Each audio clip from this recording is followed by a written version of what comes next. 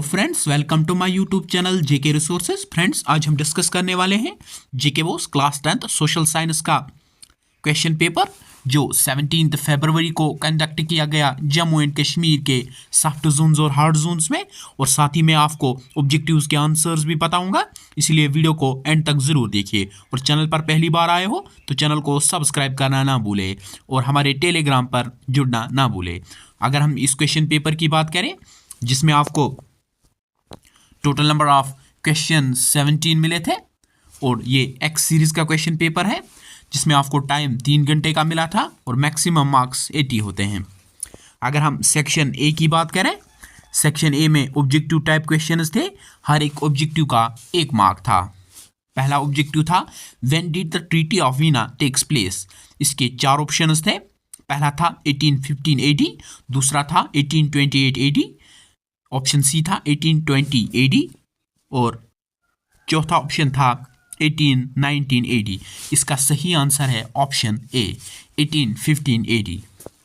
बढ़ते हैं क्वेश्चन 2 की ओर। क्वेश्चन 2 है उदो किसान सभा वाज सेट अप बाय। पहला ऑप्शन है महात्मा गांधी, दूसरा है नेहरू, तीसरा है नेहरू एंड बाबा रामचंद्रा और ऑप्शन डी है सरदार पटेल। तो इसका सही आंसर है ऑप्शन नंबर सी। बढ़ते हैं क्वेश्चन 3 की ओर। ये एक फिल इन द ब्लैंक है। Ground nuts and rape seeds are dashed as seed grown in India. तो इसका आंसर है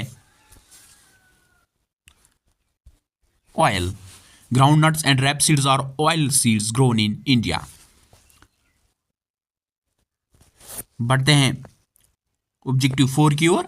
when the Simon commission arrived in India. तो इसका सही आंसर है ऑप्शन सी। बढ़ते हैं ऑब्जेक्टिव 5 की ओर। Jammu and Kashmir academy of art culture and language was established in dash AD। ये एक फिल इन द ब्लैंक है। तो इसका सही आंसर है 1958। बढ़ते हैं ऑब्जेक्टिव 6 की ओर। Which state is the largest producer of rice. इसका सही आंसर है option number B West Bengal. बढ़ते हैं क्वेश्चन 7 की ओर। Which town is electronic capital of India. इसका सही आंसर है ऑप्शन सी बेंगलुरु। बढ़ते हैं क्वेश्चन 8 की ओर। Which country in South Africa never had a democratic government. इसका सही आंसर है ऑप्शन बी श्रीलंका। बढ़ते हैं क्वेश्चन 9 की ओर। A democratic government is responsible to. तो इसका सही आंसर है ऑप्शन डी द पीपल। बढ़ते हैं क्वेश्चन 10 की ओर। Manufacturing is. पहला ऑप्शन है प्राइमरी एक्टिविटी, दूसरा है सेकेंडरी एक्टिविटी, तीसरा है टर्शियरी एक्टिविटी, चौथा है क्वेटनरी एक्टिविटी। इसका सही आंसर है option B secondary activity. Question 11 है what is the full form of DRABC। तो इसका सही आंसर है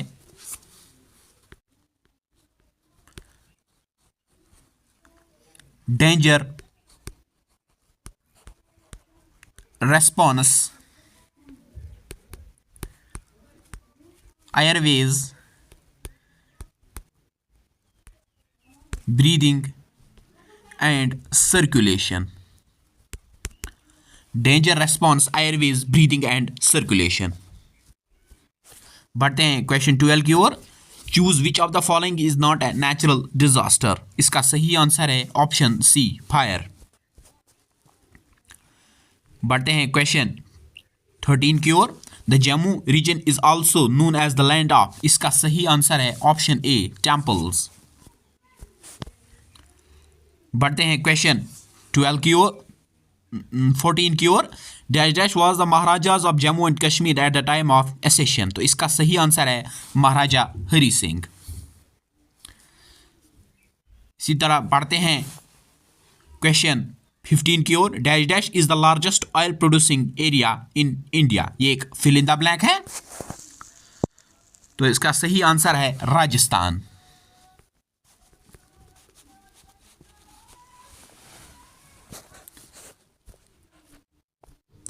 बढ़ते हैं क्वेश्चन 16 की ओर। IGNOU stands for. तो इसका सही आंसर है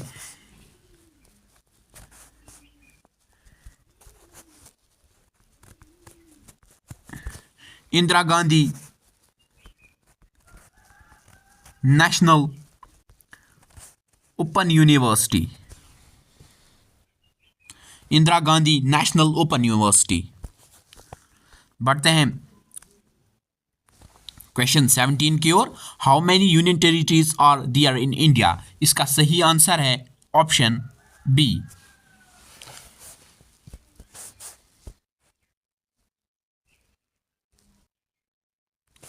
बढ़ते हैं क्वेश्चन 18 की ओर। There are dash number of Rajya Sabha seats in UT of Jammu and Kashmir.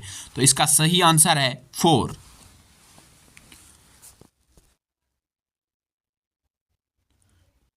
बढ़ते हैं क्वेश्चन 19 की ओर। Who among the following was the education minister of Bakshi's government in 1955? इसका सही आंसर है ऑप्शन सी, GM सादिक। बढ़ते हैं क्वेश्चन 20 की ओर। कैपिटल एंड डैश और among of the requirements for the location of an industry. तो इसका सही आंसर है रॉ मटेरियल।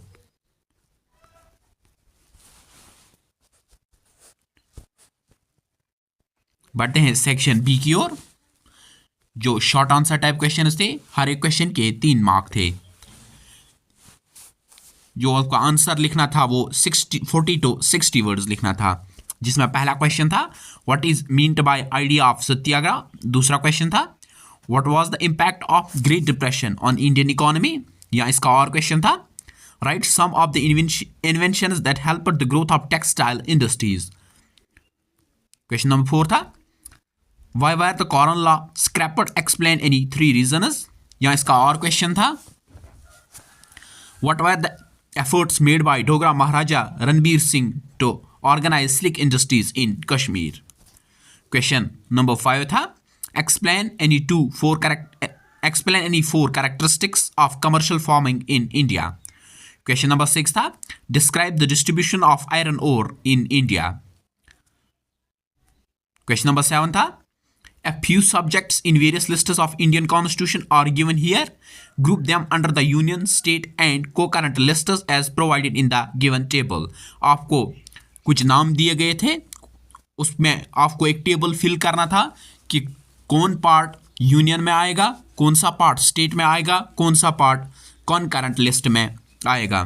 जिसमें पहला ऑप्शन था, पहला पार्ट था डिफेंस किस में आएगा, पुलिस किस में आएगा, एग्रीकल्चर किस में आएगा, एजुकेशन किस में आएगा, बैंकिंग किस में आएगी, फॉरेस्ट्स किस में आएगा, कम्युनिकेशन किस में आएगा, ट्रेड किस में आएगा और मैरिजेस किस में आएंगे। ये एक लिस्ट था जो आपको तैयार करना था। क्वेश्चन नंबर 8 था name the 8 regional parties in India. आपको 8 रीजनल पार्टीज जो इंडिया में पाए जाते हैं उनके नाम लिखने थे। क्वेश्चन नंबर 9 है caste inequalities are still continuing in India, how. Question number 10 था what are the main employment generating sectors of economy of Jammu and Kashmir. Question number 11 था what are the objectives of first aid. बढ़ते हैं section C की ओर, जो long answer type questions पूछे गए थे। हर एक क्वेश्चन के 5 मार्क थे और आपका आंसर जो वो 100 से 130 वर्ड्स होना चाहिए था। जिसमें पहला क्वेश्चन था why did nationalist tension emerged in Balkans.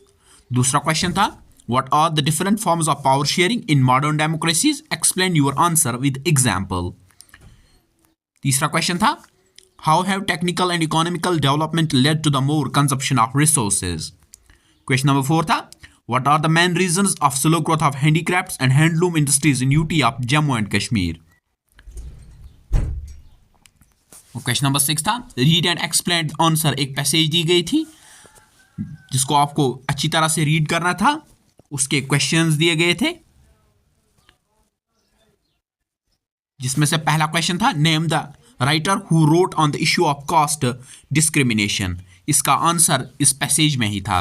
दूसरा था name the places and purpose of setting up libraries during century. तीसरा था why mill workers set up libraries, explain. बढ़ते हैं सेक्शन डी की ओर, जो मैप बेस्ड क्वेश्चन था, जिसमें से आपको मैप दिया गया था, उसमें से ये जगह जो हैं वो मार्क करनी थी। पहले थी इंदिरा गांधी इंटरनेशनल एयरपोर्ट, दूसरा था मुंबई फोर्ट, तीसरा था railway line from Baramulla to Sangaldan, जिसमें से बी पार्ट दिया गया था on the outline map of the world indicate two federal countries.